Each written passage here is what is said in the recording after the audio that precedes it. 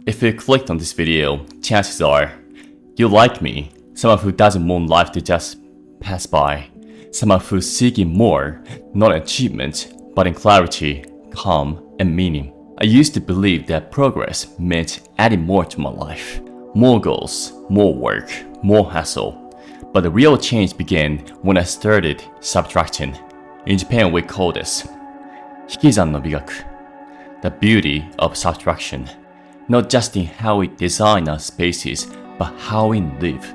So today I want to share 11 things I chose to let go of, not to shrink my life, but to expand my mind. The first thing I quit was trying to control everything. For years, my peace depended on how well things went. If work flowed, I was happy. If people liked me, I felt safe. But life doesn't work that way. I read a line in Courage to be Disliked that says, all problems are interpersonal relationship problems. That's when I realized I've been pouring my energy into controlling things I couldn't. Other people's opinions, outcomes, the future. Now I focus on the only things I can steer. My actions, my attitudes, my next step. Letting go felt like dropping heavy luggage I didn't realize I was carrying. The second thing I quit was comparing. This one was huge. Every morning I scroll Instagram, see people traveling, scaling businesses, living their dream lives, and I'd be sitting there in my apartment in Tokyo, sipping coffee, feeling behind. In Japan we say, 隣の芝生は青い. That grass next door always looks greener. One night, I caught myself scrolling endlessly and thought, am I living my life or just watching this? Now, when I feel comparison creeping in, I switch the question from, why not me? To, what can I learn from them? And that single mindset shift turned comparison into fuel. The third thing I quit was playing small. When planning my first events in Kamakura, I hesitated.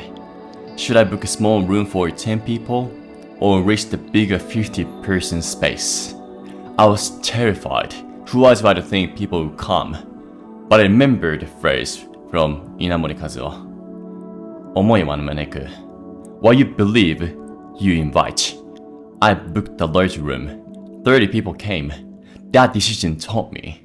Growth doesn't wait until you're ready. You create space for it first. Fourth thing I quit was perfectionism. I used to write, delete, rewrite emails for 30 minutes. I hesitated to post content, worrying if it was right. But one phrase shifted me. 恥をかくことを恐れるな. Don't fear looking foolish.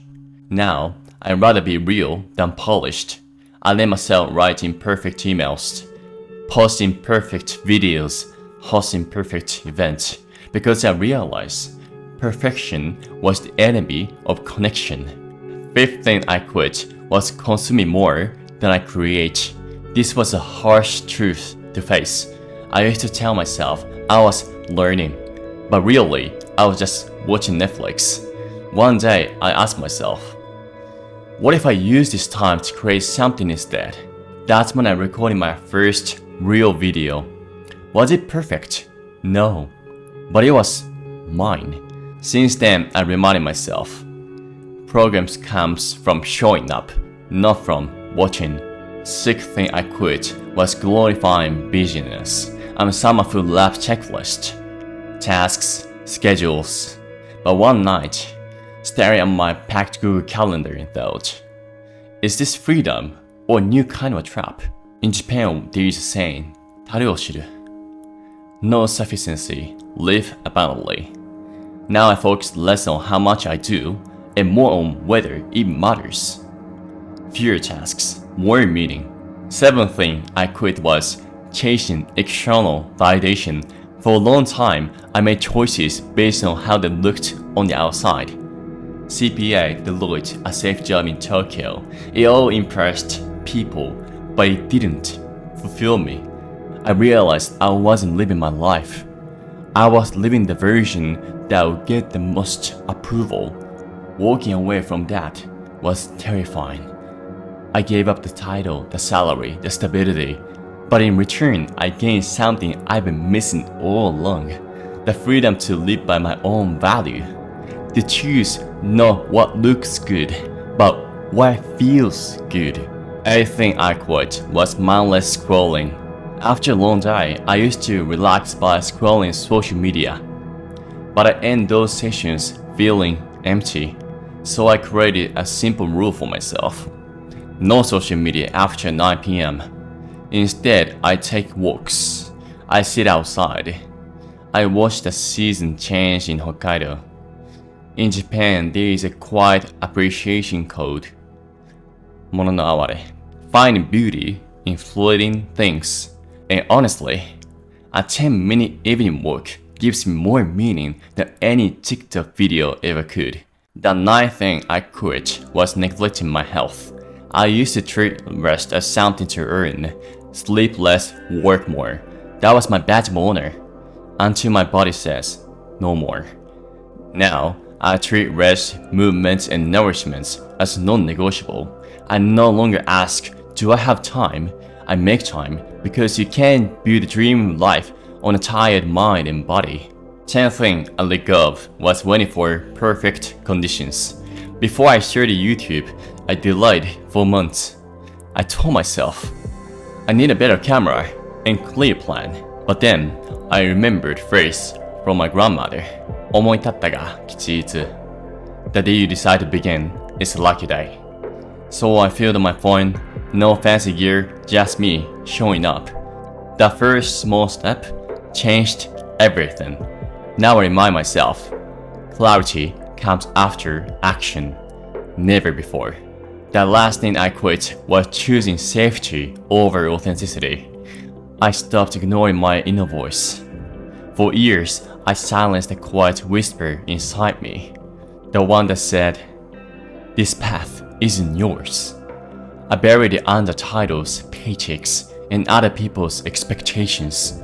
CPA, Deloitte, Tokyo. On paper, it looked like a success, but inside I felt empty. One day, I finally listened. I left the safe path. I moved to Sapporo. And more importantly, I started doing what I truly wanted to do. Creating, sharing my story, and guiding others through their own transformation. Ignoring my inner voice gave me safety. Listening to it gave me freedom. In a life I can finally call my own. Simplifying isn't about living small. It's about making space for the life you truly want. So now I'd love to ask you, what's something you let go of that made your life feel a little lighter? Share in the comments. I read every single one. If today's message resonated, I'd be honored if you like this video, subscribe, and join me on this journey. Let's keep life simple and intentional. See you in the next one.